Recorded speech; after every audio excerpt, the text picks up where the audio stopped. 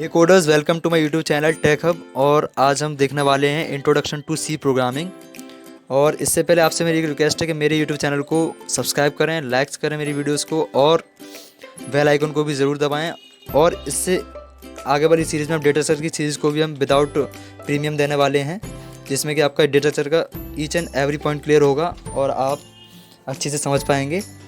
तो अब हमारा टॉपिक है, टॉपिक्स टू बी कवर्ड हैं: history of C, why C is so important, applications of C, language translators, difference between compilers and interpreters, types of errors, what is IDEs. ये टॉपिक्स हैं जो हम पढ़ने वाले हैं। तो अब आते हैं हिस्ट्री एंड एवोल्यूशन ऑफ सी। तो सबसे पहले डेनिस रिची ने 1972 में इसे बेल लैबोरेटरीज़ में इम्प्लीमेंट किया था।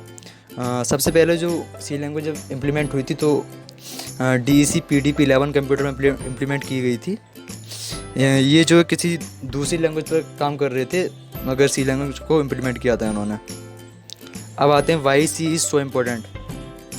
तो देखिए, सबसे पहले हम जानेंगे ये इतना इम्पोर्टेंट क्यों है। सी लैंग्वेज को इतना इम्पोर्टेंट क्यों माना जाता है। और आजकल तो काफ़ी सारी लैंग्वेजेस हैं, C++ है, जावा है, पाइथन है, मगर सबसे पहले सी लैंग्वेज आई थी। ये इस लैंग्वेज को सारी प्रोग्रामिंग लैंग्वेजेस का मदर लैंग्वेज भी बोला जाता है। और ये वेरी इजी भी है समझने में, आपको कोई ज़्यादा दिक्कत नहीं होने वाली है। जितने भी इंस्टीट्यूशंस हैं वो सारे फर्स्ट सेमेस्टर में अपने इसी लैंग्वेज को प्रेफर करते हैं, तो आपको ज़्यादा दिक्कत नहीं होने वाली है। और आपको बता दें एप्लीकेशंस ऑफ सी, एप्लीकेशंस क्या हैं, इसकी यूज़ कहाँ होती है। तो मैं आपको बताना चाहूँगा device drivers, web browsers and different kinds of Unix operating system, network devices, बहुत कुछ इसमें इम्प्लीमेंट किया गया था। और सी लैंग्वेज को हम इसीलिए यूज़ करते हैं, डेटाबेसेस की भी काफ़ी सारा यूज़ करते हैं इससे। तो अब हम डिस्कस करने वाले हैं लैंग्वेज ट्रांसलेटर्स। तो आज हम आपको बताएंगे, जब आप कंपाइलर पर प्रोग्राम लिख रहे होते हैं तो वो तो आपको समझ में आ रहा है कि आप क्या लिख रहे हैं, मगर कंप्यूटर को समझाने के लिए भी तो कोई कुछ करना होगा। तो वहाँ पर एक टर्म होता है कंपाइलर या इंटरप्रेटर, जिसका हम यूज़ करते हैं। जो हमें कोड समझ में आता है उसे सोर्स कोड बोलते हैं, और सोर्स कोड को कंप्यूटर की लैंग्वेज में चेंज करना है, यानी कि मशीन कोड में चेंज करते हैं, तो उसके लिए हम कंपाइलर इंटरप्रेटर का यूज़ करना पड़ता है, तो जो 10 और 01 की लैंग्वेज में कन्वर्ट होता है, जैसे कि बाइनरी फॉर्म। अब हम आते हैं कंपाइलर्स और इंटरप्रेटर्स के डिफरेंस में। कंपाइलर्स का होता है कि सारे प्रोग्राम को जो आपने प्रोग्राम लिखा है वो एक बार में एग्जीक्यूट करता है, जबकि इंटरप्रेटर्स का होता है वो लाइन बाय लाइन, यानी कि इंडेंटेशन की फॉर्म में उसे एग्जीक्यूट करता है। तो हमारा सी और C++ जो लैंग्वेजेस हैं वो कंपाइलर्स का यूज़ करते हैं, उसमें हम इंटरप्रेटर्स का यूज़ करते हैं रूबी या पाइथन में। अब नेक्स्ट टॉपिक पर आते हैं IDEs, which is integrated development environment. तो ये बहुत ही इंपॉर्टेंट टॉपिक है जो आपको समझना है।